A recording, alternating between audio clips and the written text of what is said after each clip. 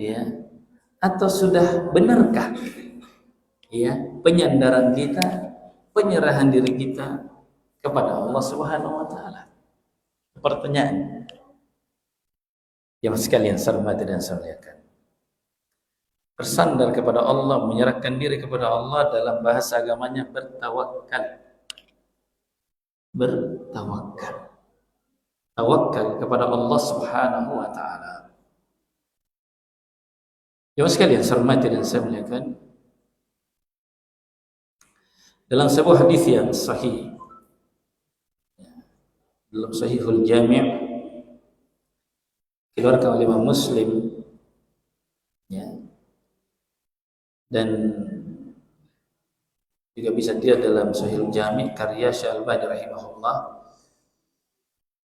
di mana Rasulullah sallallahu alaihi wasallam bersabda, "Yadkhulul jannata aqwamun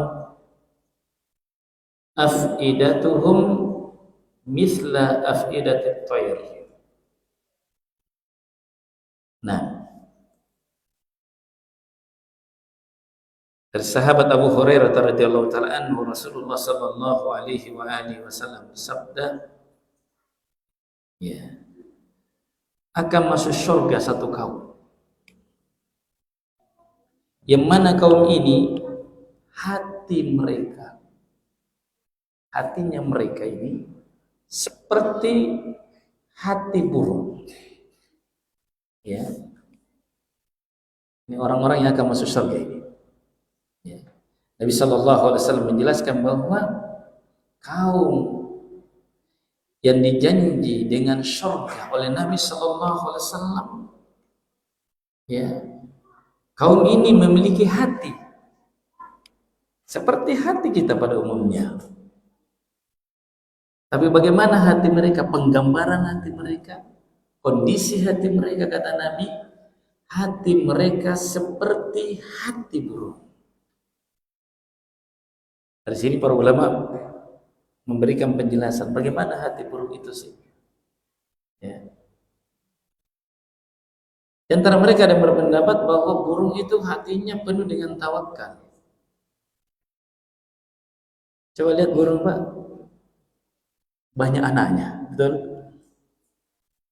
Sekali burung beranak itu beranak bisa puluhan, tidak satu kali. Tidak punya kartu ATM. Ya. Sampai-sampai Nabi Shallallahu Alaihi Wasallam mengatakan apa? Sekiranya kalian bertawakal kepada Allah dengan sebenar-benarnya tawakal, law annakum tatawakkaluna, sekiranya kalian bertawakal dengan sebenarnya tawakal, la ruziqtum, niscaya kalian akan diberikan rezeki seperti burung yang diberi rezeki. Bagaimana burung itu? Keluar di pagi hari dalam keadaan kosong perutnya, pulang dalam keadaan kenyang. Subhanallah. Ini burung, hati mereka dipenuhi dengan tawakal, bersandar, berserah diri kepada Allah Subhanahu wa taala.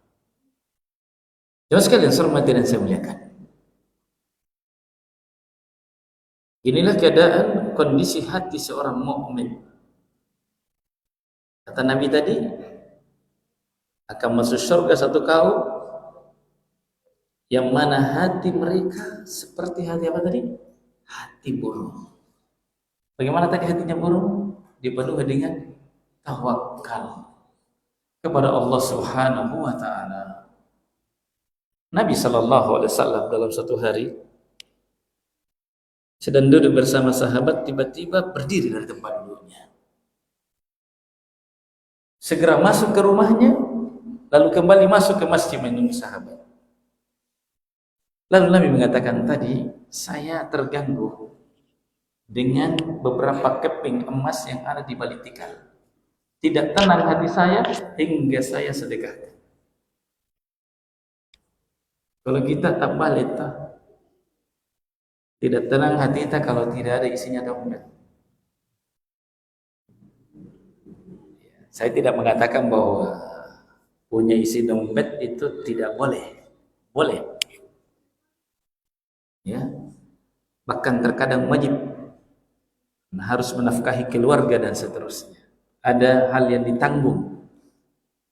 Tapi jangan sekali-kali bersandar kepada sebab. Bapak Ibu pernah dengar istilah usaha tidak mengkhianati hasil? Pernah? Ini kalimat ini menyelisihi syariat. Tidak benar. Usaha, iya usaha. Tapi bukan yang menentukan hasil. Betapa banyak orang yang berusaha tidak berhasil. Subhanallah. Ya sekalian. Karena berbicara rezeki itu ada yang mendatangi, ada yang didatangi. Ada orang betapa hebat dia mencari tapi tidak dapat. Ada orang kadang didatangi oleh rezeki kadang. Nah, ini banyak. Saya tidak mengatakan tidak boleh berusaha, tapi ingat jangan jadikan usaha sebagai tempat kita bersandar. Seorang ulama salaf ketika dikatakan kepadanya harga melambung tinggi, harga-harga pada naik. Apa kata beliau? Allah yang memberi rezeki ketika harga sedang naik dan dia pula memberikan rezeki ketika harga sedang turun. Namanya bersalahkan. Kita sedang bersandar kepada Zat yang Maha Kaya. Sekalian, Allah Maha Kaya. Dan dia memberikan kekayaan kepada siapa yang dikehendaki. Dan kita adalah hambanya yang fakir. Ya sekalian. Yang jadi masalah adalah ketika kita jauh dari Zat yang Maha Kaya. Itu masalah. Yang jadi masalah ketika kita sudah tidak bergantung lagi kepada Allah Subhanahu wa Ta'ala. Sementara tawakal, bersandar kepada Allah, menyerahkan seluruh kepada Allah, urusan itu, ini adalah ciri orang beriman. Cirinya orang beriman. Bahkan dipertanyakan keimanan seseorang ketika apa? Ketika dia tidak bersandar kepada Allah Subhanahu wa Ta'ala. Baik, kita bacakan dalilnya. Allah Subhanahu wa Ta'ala berfirman dalam surah Al-Maidah ayat yang ke-23, wa 'alallahi fatawakkalu in kuntum mu'minin. Dan hanya kepada Allah saja hendaknya kalian bertawakal jika kalian orang-orang yang beriman. Coba lihat jemaah sekalian konteks kalimat ayatnya, wa 'alallah fatawakkal. Ya. Didahulukan objeknya, hanya kepada Allah saja hendaknya kalian bertawakal. Kan dalam kalimat yang pada umumnya itu hendaknya kalian bertawakal kepada Allah. Ya kan? Tapi ini konteksnya didahulukan dulu objek, wa 'alallah. Dan hanya kepada Allah saja hendaknya kalian bertawakal, memberikan isyarat bahwa apa? Betul-betul ibadah tawakal ini penyerahan hati kepada Allah hanya kepadanya, tidak boleh kepada selainnya. Ya, wa tawakkul ini salah satu ibadah yang agung yang tidak boleh disandarkan kepada selain Allah. Nah, kemudian setelah itu Allah mengatakan in kuntum mu'minin, jika kalian orang-orang yang beriman. Ya. Artinya kalau kalian mengaku beriman, hendaknya bertawakal kepada Allah saja, jangan kepada selainnya. Dan subhanallah ya mas sekalian, kedahsyatan tawakal itu sangat luar biasa. Solusi yang ditawarkan bagi orang yang bertawakal sangat luar biasa. Ya. Sebut saja misalnya firman Allah yang lain. Ya. Allah Subhanahu wa Ta'ala berfirman, ya, wa may yatawakkal 'ala Allahi fa huwa hasbuh. Barang siapa yang bertawakal kepada Allah Subhanahu wa taala, niscaya Allah akan mencukupinya. Ini janji. Ini adalah janji dari Allah Subhanahu wa taala bagi siapa yang bertawakal kepadanya dengan sebenar-benar tawakal. Wa may yatawakkal 'ala Allah fa huwa hasbuh. Siapa yang bertawakal kepada Allah Subhanahu wa taala, niscaya Allah akan mencukupinya. Allah pasti mencukupinya. Nah, sebentar kita akan sebutkan kisah-kisah orang-orang yang bertawakal. Yang kadang di luar nalar, di luar akal, solusi yang Allah siapkan bagi orang yang bertawakal itu. Jangan tawakal. Namun sebelumnya kita jelaskan kembali apa sih definisi tawakal itu. Tawakkul bahasa Arab ya Mas kalian. Dijelaskan oleh Imam Ibn Rajab rahimahullah taala. Nah, dalam Jami'ul Ulum wal Hikam bahwa tawakal adalah benarnya penyandaran hati. Benarnya penyandaran hati kepada Allah Subhanahu wa taala untuk meraih berbagai maslahat dan menghilangkan bahaya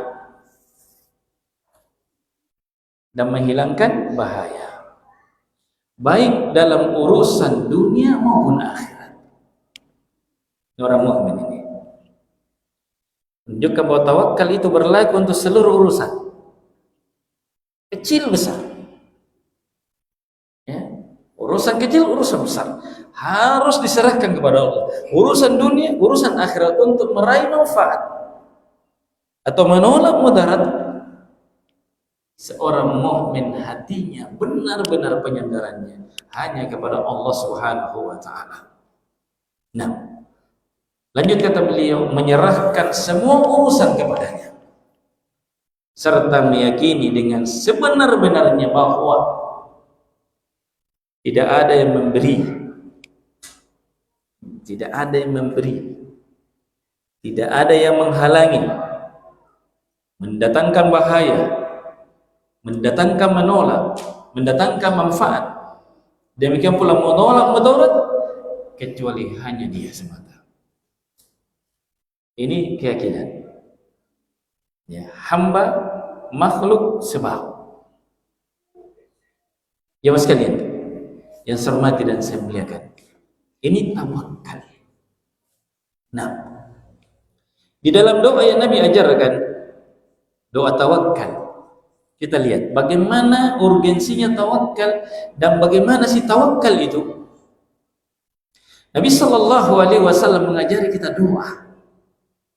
Ya Hayyu ya Qayyum bi rahmatika astaghith aslih li sya'ni kullah wa la takilni ila nafsi tarfat 'ain.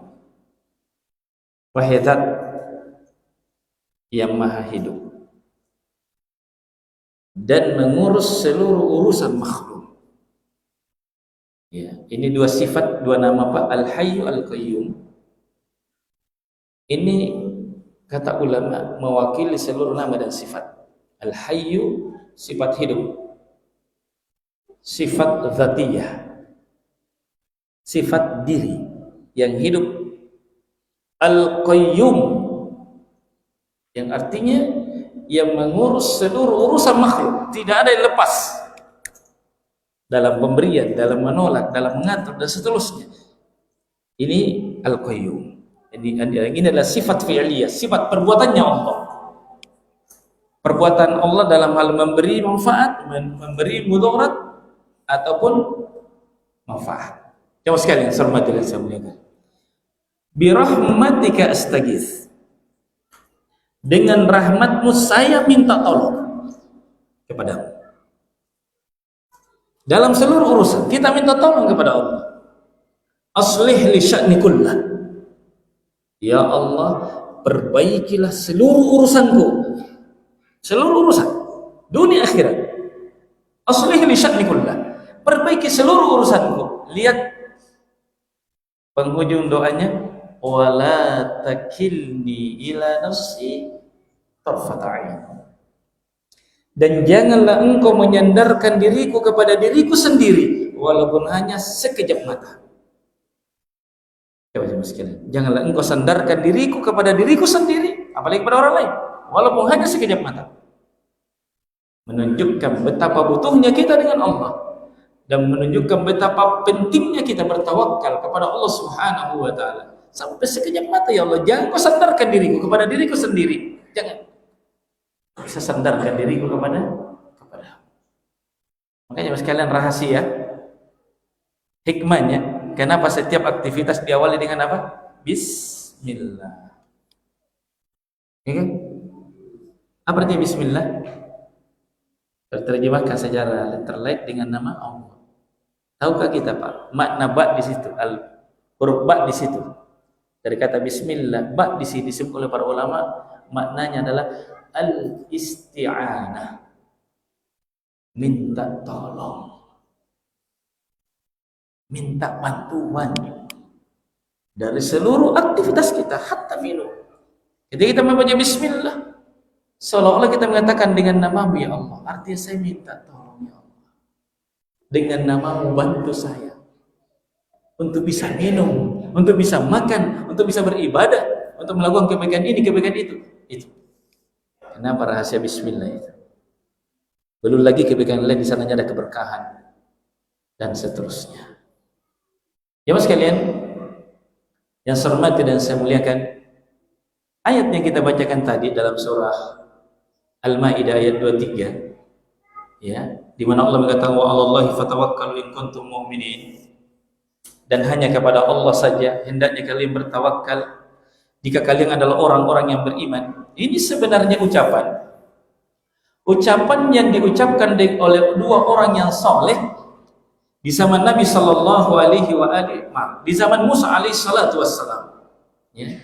Ini cerita tentang orang soleh, dua orang soleh di zamannya Nabi Musa Alaihi Salatu Wassalam. Ketika Allah Subhanahu Wa Taala memerintahkan kepada Bani Israel untuk masuk di mana? Di Baitul Maqdis. Ternyata Bani Israel ini tidak mau masuk. Maka salah satu dari dua orang yang soleh itu namanya Yusha bin Nun, dan dia adalah murid daripada Nabi Isa, Nabi Musa alaihissalatu wassalam, ya, berkata kepada mereka, wa 'alallahi fatawakkalu in kuntum mu'minin. Ya.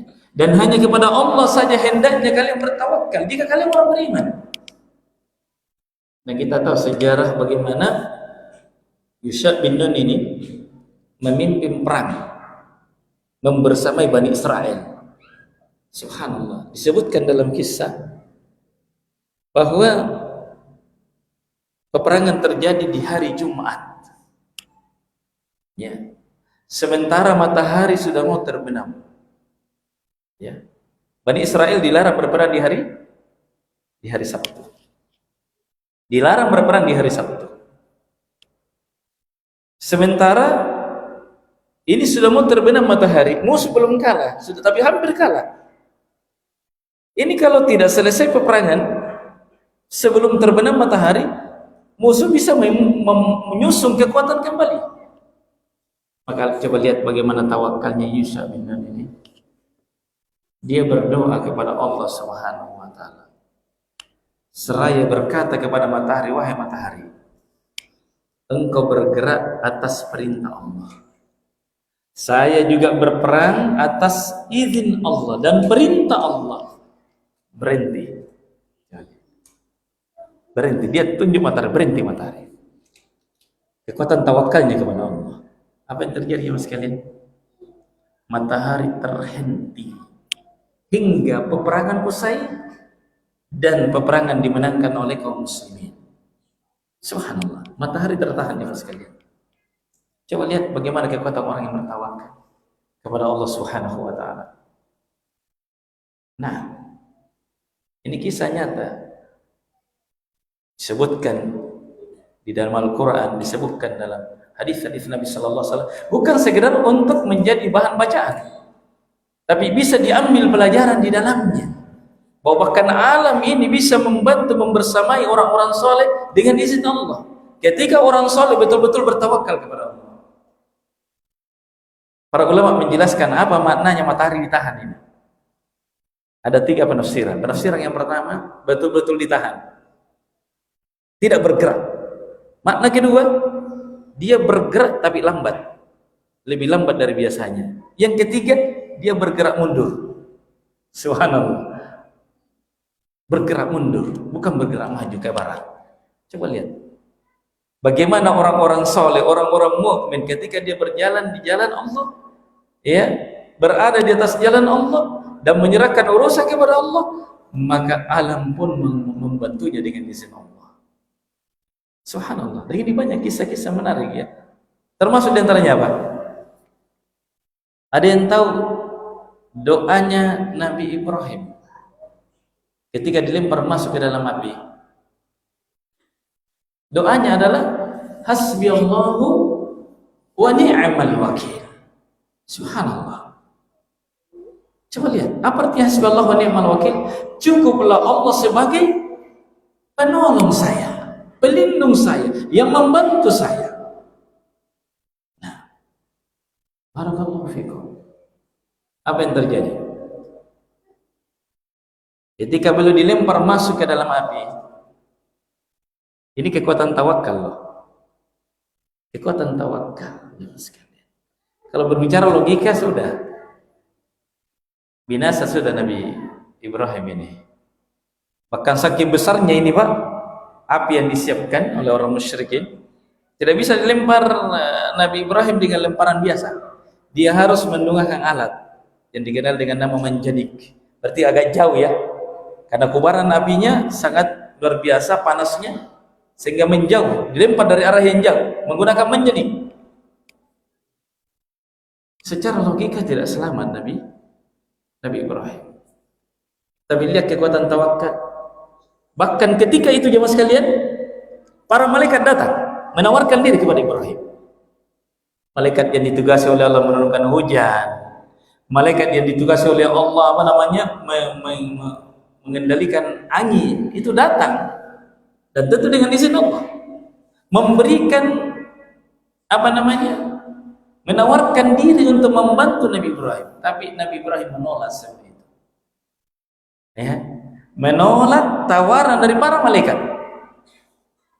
Dan tentu tawaran ini syar'i, datang dari Allah Subhanahu wa taala. Nabi Ibrahim enggak minta, tapi ditolak semua itu. Apa ucapan Nabi Ibrahim alaihissalam? Dia hanya mengatakan hasbiyallahu wa ni'mal wakil. Kata wakil itu, cukuplah Allah sebaik-baik pelindung, sebaik-baik yang memberikan pertolongan. Apa yang terjadi? Kita tahu api sifatnya panas. Itu kita tahu. Pengalaman kita, api itu panas. Tapi siapa yang kasih sifat panas pada api? Penciptanya, Allah Subhanahu wa taala. Ini ilmu, ini keyakinan. Allah lah yang memberikan sifat panas pada api. Allah juga yang mampu mengganti sifat panas menjadi lawannya, menjadi sifat dingin. Allah berfirman kepada api, ya narukuni bardan wa salaman ala Ibrahim. Sampai ucapan ini dijadikan baca-baca oleh sebagian orang. Itu tidak benar. Ya, kenapa jadi baca-baca? Ya, kenapa PPP baca? Itu kalimat Allah kepada api. Ya naru wahai api kuni bardan, jadilah dingin. Wassalaman ala Ibrahim, dan keselamatan bagi Ibrahim. Coba orang salah. Tidak ada yang tidak ada solusinya. Ilmu ini kalau dibawa dalam kehidupan nyata, membuat seorang muslim itu tidak patah hati, tidak putus harapan, tidak hilang semangat hidup hanya karena menghadapi berbagai macam problem hidup. Yakin ada solusi, tapi ingat, bersandar kepada Allah dengan sebenar-benar sandaran, tentunya dengan juga menempuh sebab. Dan juga orang katanya bertawakal tapi tidak menempuh sebab, salah juga. Bukan tawakal namanya, cacat tawakalnya kalau tidak berusaha. Mari kita lihat bagaimana juga tawakalnya Nabi Musa alaihissalatu wassalam. Ini pengalaman, kisah-kisah yang ada, Pak, menjadi pelajaran untuk kita semua. Secara logika, Nabi Musa tidak selamat ini dengan kaumnya. Ya. Dan ditanyakan Allah perintah Nabi Musa membawa Bani Israel di malam hari. Ya, ternyata ketahuan, ditahu sama Firaun, disusullah Musa dan hampir tersusul ketika berada di Laut Merah. Kira-kira Pak, ini secara logika ini. Ya, sekiranya misalnya ini kita berada pada waktu itu, ya, maka kita termasuk orang-orang yang goncang pastinya. Di depan kita lautan, Pak. Di belakang ini Pak, musuh sudah hampir menyusul kita. Solusinya mana, Pak? Mau lari ke mana? Di depan laut, di belakang musuh. Mau lari ke atas? Nggak mungkin. Lihat, selalu kesudahan yang indah, solusi yang indah bagi orang-orang yang bertawakal, bagi orang-orang mukmin. Ya, Allah Subhanahu wa taala memerintah dia dengan satu sebab, bahkan sebab ini tidak masuk akal. Apa itu? Pukulkan tongkat ke laut. Tapi lihat, karena ini perintah Allah yang perintah, lakukan sebab, pukulkan tongkat ke laut. Apa yang terjadi? Nabi Musa juga tidak tahu apa yang akan terjadi setelah itu. Ternyata terbuka jalan yang lebar, pemandangan yang sangat menakjubkan, sangat dahsyat. Laut merah yang dalam dan luas itu tiba-tiba terbelah dan terbentuk jalan untuk bisa dilewati. Menggunung itu laut di kanan kiri, kering seketika jalanan, dijadikan jalan bagi Musa dan Bani Israel. Firaun yang melihat keadaan itu sebenarnya sempat ciut nyalinya. Ada apa ini? Pemandangan yang tidak pernah dilihat sebelumnya. Tapi lihat, ketika hati sombong, ketika hati angkuh, kebesaran Allah tidak bisa menundukkan hatinya. Nah ikuti Musa, sehingga Allah pun menenggelamkan mereka bersama dengan bala tentaranya. Coba lihat Mas sekalian, selalu ada solusi bagi orang yang bertawakal. Demikian pula Nabi Shallallahu Alaihi Wasallam, ketika orang-orang menakut-nakuti Nabi Shallallahu Alaihi Wasallam dan orang-orang mu'min, ini dijelaskan dalam Al-Quran. Ya, mereka berkata kepada Nabi Shallallahu Alaihi Wasallam, Inna nasa qad jama'u lakum fakhshawhum fazadahum imanan wa qalu hasbunallahu wa ni'mal wakil. Ketika manusia berkata, sungguh manusia telah berkumpul untuk menyerang kalian, fakhshawhum, maka hendaknya kalian takut kepada mereka. Tapi apa yang terjadi pada diri Nabi dan para sahabatnya? Fazadahum imanan, justru keimanan mereka bertambah. Wa qalu, dan mereka berkata, hasbunallahu wa ni'mal wakil. Cukuplah Allah Subhanahu wa taala sebagai penolong kami. Lihat sikap seorang mukmin sekalian, dalam keadaan terdesak, dalam keadaan genting, mereka kembalinya kepada Allah Subhanahu wa taala, tidak menyandarkan kepada diri dan kekuatan mereka. So sekalian, semua tidak saya muliakan, kemudian kita tambahkan sedikit bahwa tawakal itu ada 4 jenis. Ada 4 macam tawakal. Yang pertama adalah tawakal kepada Allah, sebagaimana telah kita singgung. Ya, tawakal hanya kepada Allah Subhanahu wa taala, di mana seorang hamba menyerahkan urusannya kepada Allah, baik dalam meraih manfaat maupun menolak mudarat, baik dalam urusan dunia maupun dalam urusan akhirat. Jemaah sekalian. Kemudian yang kedua, tawakalnya seseorang yang ditawakal yang bersifat terselubung. Tawakulus sir namanya. Bagaimana tawakulus sir? Ini seseorang yang bersandar kepada orang yang sudah wafat, orang yang sudah mati. Ya, misalnya diceritakan kepadanya, oh ada di sana kuburan keramat deh. Kenapa dong penting kah? Tapi namanya. Bila 90 tahun umur tapi ini enjoy main kuburan aja pun namanya enjoy. Kalau kita ke sana itu, ya di kuburan itu, lepas ayam, lepas kambing dan seterusnya, biasanya akan mudah urusan kita. Subhanallah. Bertawakal kepada orang yang sudah mati. Dan di Makassar itu kenal dengan istilah lapas jangan, lapas bembe. Di Kopbang. Tahu Kopbang? Tahu Kopbang tuh? Apa artinya Kopbang itu? Kubah. Yang banyak kubahnya. Di kuburannya sehisuk. Ya, jangan nyentok lapas jangan, lapas bembe. Iya kan? Lepas kambing, lepas ayam.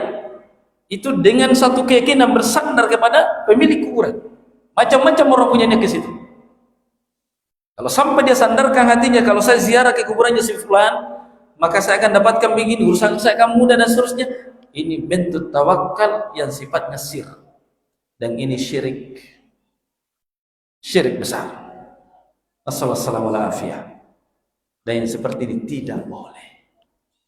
Jatuhnya syirik. Ingat, tawakal adalah ibadah. Satu penyandaran hati kepada Allah yang disertai keyakinan bahwa hanya dia bisa datangkan manfaat. Hanya dia bisa menolak mudarat. Yang seperti tidak boleh kecuali hanya kepada Allah.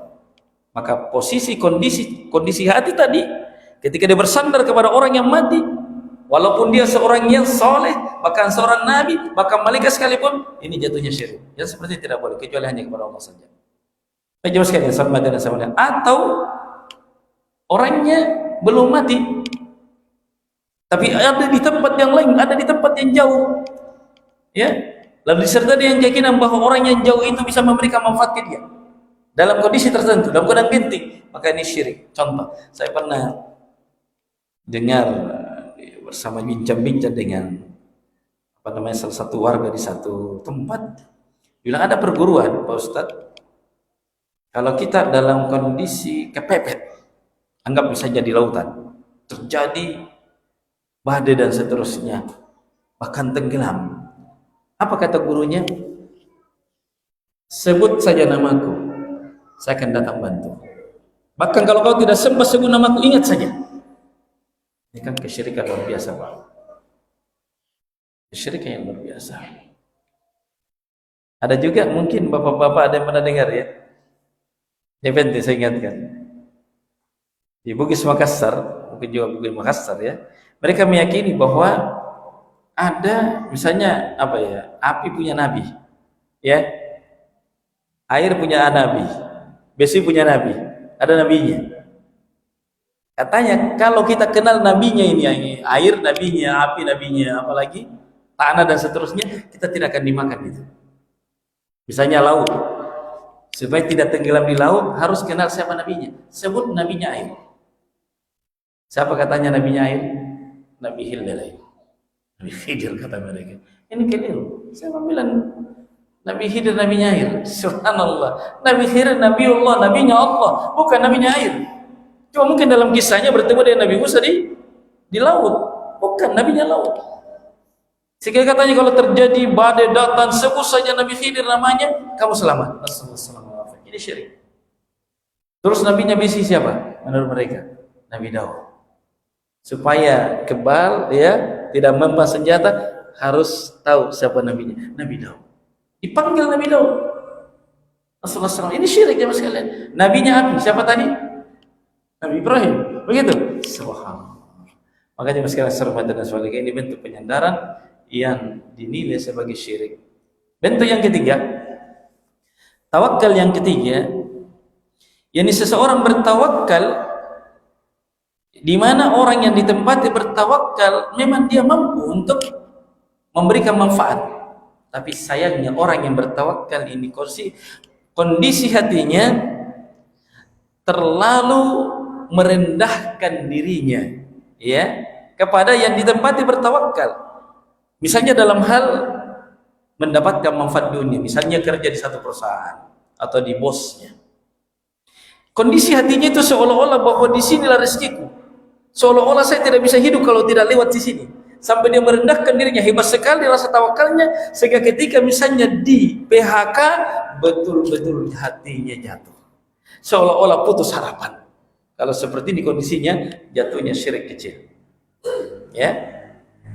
Adapun jika dia bekerja di satu tempat, lalu kemudian dia yakini bahwa ini sebab saja, yang memberikan rezeki adalah Allah, tempat bekerja adalah sarana untuk meraih manfaat dunia, maka seperti tidak mengapa. Ya, berobat, dia sakit, dia berobat, boleh. Tapi jangan sampai dia bersandar bahwa obatlah yang menyembuhkan dia.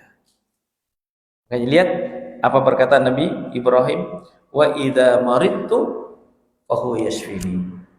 Jika saya sakit, dialah yang sembuhkan saya, bukan obatnya. Ini hati, ini sangat halus ya. Ini berbicara keyakinan ini. Sangat halus kondisi hati ya terhadap hal ini. Ketika kita minum obat, tidak boleh diyakini bahwa obat ini yang sembuhkan. Ini sebab. Kalau Allah menghendaki sebab itu memberi pengaruh, sembuh. Kalau Allah tidak memberi ya sebab yang ada pada obat ini dihilangkan, maka tidak bisa. Makanya banyak orang yang punya penyakit yang sama, ya kan, minum obat yang sama, kemudian diurus oleh dokter yang sama, tapi ada yang sembuh, ada yang tidak. Maka ada orang yang mungkin dia sudah datangi profesor ini, profesor itu ya, klinik ini, klinik itu, rumah sakit, tidak sembuh. Sekalinya datang di Pak Menteri, Pak Mantri yang disuntik, amari gerinda. Obat genir dikasih sembuh. Dan itu terjadi kadang. Betul Pak? Terkadang terjadi. Sudah dokter spesial datangi ini pakarnya ini Pak Mantri, anu ini nasari bodres ya atau apa, sembuh dengan izin Allah. Ini contoh Pak. Bahwa kita ini seorang muslim, ketika dia mengambil sebab itu sebab, dia tidak sandarkan hatinya kepada sebab, tetap kepada Allah Subhanahu wa taala. Yang terakhir, hampir masuk, sudah masuk ya? Hah? Berapa menit lagi? Hah? 10 menit. Tawakal yang terakhir adalah tawakal yang sifatnya mewakilkan. Kita punya urusan, tapi kita wakilkan kepada orang lain. Seperti apa? Tawakalnya Nabi Yakub alaihissalam kepada anak-anaknya untuk mencari Yusuf dan saudaranya. Ya, dia punya urusan, tapi dia serahkan, nak, hendaklah engkau masuk ke kota Mesir dari pintu yang berbeda-beda. Ini contoh tawakal. Kita uruskan, kita punya urusan, tapi kita minta diwakilkan kepada orang lain. Nah, ini boleh. Atau misalnya seperti tawakalnya Rasul sallallahu alaihi wasallam kepada Ali bin Abi Thalib dalam urusan apa? Urusan korban. Ya.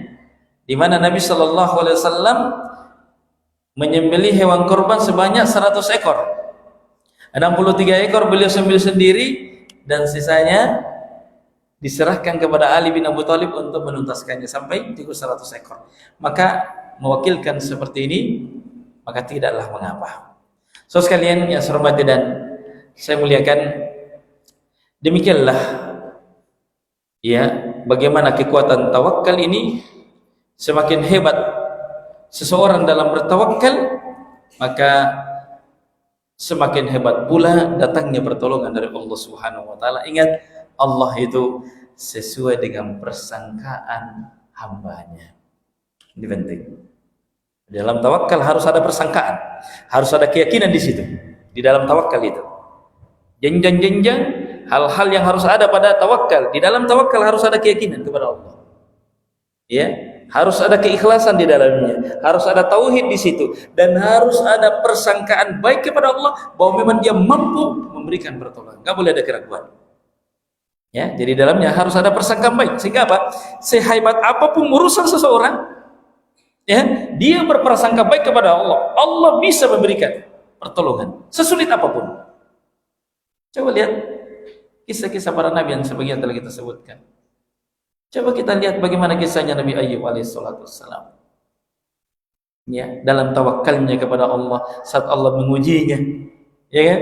Orang kaya raya sebelumnya, banyak hartanya, banyak anaknya, banyak keluarganya, hilang semua. Anaknya habis, hartanya habis, orang dekat, orang yang menjauhinya. Tinggal satu istri membersaminya dan satu temannya atau dua temannya. Dia pun dalam kondisi yang sangat parah penyakitnya, sampai dia pun dijauhkan dari kampung. Coba lihat, orang yang pernah kaya, sukses, tiba-tiba nggak punya apa-apa. Adakah dia berubah? Adakah berubah persangkaan baiknya kepada Allah? Bahkan ketika istrinya mengadu ke dia, Ayub minta sama Allah kesembuhan. Minta sama Allah kesembuhan. Apa kata Nabi Ayub? Saya malu. Saya malu minta sembuh. Terlalu lama Allah beri kesehatan, ini belum seberapa. Bagaimana hamba Allah ini, orang yang bertawakal ini, husnuzonnya kepada Allah. Jadi tawakal itu membersamai husnuzon, persangkaan yang baik kepada Allah. Apa yang membuat belum meminta kepada Allah kesembuhan? Karena ketika ada orang lewat, orang yang lewat ini ngomong begini, orang ini telah ditinggalkan sama Tuhannya. Tersinggung, terusik iman. Jangan-jangan dia tidak merasa terusik dengan kemiskinan, dengan hilangnya apapun, tapi dia terusik ketika dikatakan kepadanya orang ini telah ditinggalkan oleh Tuhannya. Ini yang tidak bisa dia. Takut dia, jangan-jangan saya ditinggalkan sama Allah. Akhirnya dia pun memohon, ya Allah, sungguh saya telah ditimpa penyakit, ya kan? Sehingga Allah pun menghilangkan penyakitnya. Ternyata solusinya, obatnya tidak jauh. Allah hanya mengatakan, hentakkan kakimu ke tanah, keluar air jamaah sekalian. Dia pun minum, dia pun mandi, seketika hilang penyakitnya, kembali kesehatannya, bahkan kondisi sehatnya, kondisi tubuhnya lebih sehat, lebih bugar daripada sebelum dia sakit. Istrinya yang sedang tidak ada, dan dia kembali, dia bertanya, mana Ayub? Dia sudah tidak mengenali suaminya. Mana Ayub? Mana suami saya? Tadi di sini. Yang dia jumpai adalah sosok Ayub yang sudah bukan lagi Ayub yang sebelumnya. Maka dia Ayub mengatakan, kamu enggak kenal suamimu kah? Ciri-cirinya. Maka dia pun melihat, memandang Ayub dan mengatakan, adakah kamu Ayub? Iya, saya adalah Ayub. Coba lihat mas kalian, betapa dekatnya solusi bagi orang-orang yang beriman, lagi bertawakal kepada Allah Subhanahu wa taala, yang disertai dengan apa? Husnuzon. Tapi ini ilmu tawakal bisa kita terapkan pada kehidupan kita. Setiap kita ada masalahnya, betul enggak? Ada masalahnya, Pak? Tidak ada satu pun di antara kita yang tidak ada masalahnya. Betul enggak, Pak? Kita ada masalah? Pasti. Kalau ada orang mengatakan tidak ada masalahnya, berarti itu masalahnya. Pasti ada masalahnya, Pak. Kecil besar. Enggak ada orang yang tidak ada masalahnya. Pasti ada. Pakai di ilmu.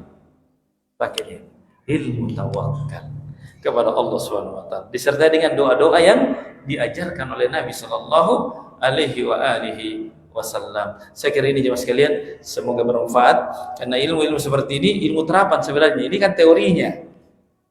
Dan di atas teori itu kita berjalan agar tidak salah langkah, ya, agar tidak salah langkah. Ingat, salah satu rukun tawakal adalah sebab. Jangan meninggalkan sebab. Orang yang meninggalkan sebab berarti cacat tawakalnya. Cacat, harus mengambil sebab, menempuh sebab. Bahkan sebab itu harus dihadirkan, harus sempurna, harus baik. Tapi setelah itu jangan bersandar kepada sebab. Hati tetap bersandar kepada Allah. Sebab harus ada, dan bahkan yang terbaik, lakukan yang terbaik dalam menempuh sebab-sebab. Wallahu a'lam bissawab. Subhanakallahumma hamdika asyhadu an la ilaha illa anta nastaghfiruka wa natubu ilaik. Wa akhiru da'wana alhamdulillah. Assalamualaikum warahmatullahi wabarakatuh.